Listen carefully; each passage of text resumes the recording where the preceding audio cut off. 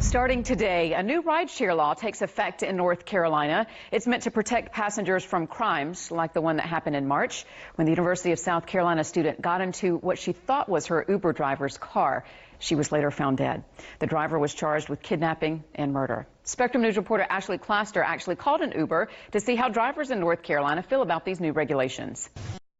My friend Haley and I call an Uber. Our driver, Eric Hicks. I get a notification Eric is arriving. It shows me his license plate and car type. Eric pulls up.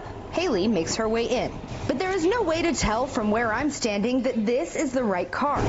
North Carolina drivers only have plates on the back of their cars. But a new law taking effect Tuesday requires rideshare drivers to clearly display license plate numbers on the front. I think they can't be negative. I think they're going to be positive. However, as we all know, laws are only as good as those who follow them. The law says the number has to be readable and at least 3 inches tall. It doesn't have to be permanently mounted. Right now is a grace period, but starting December 1st, drivers can be fined $250 without it.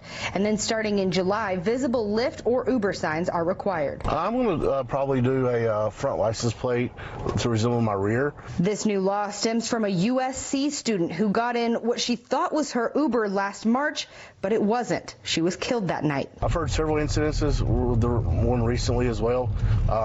It's imperative that the riders follow the rules and regulations of share ride to secure their own safety. So while this driver understands the regulations, he also thinks the passengers should be held accountable too.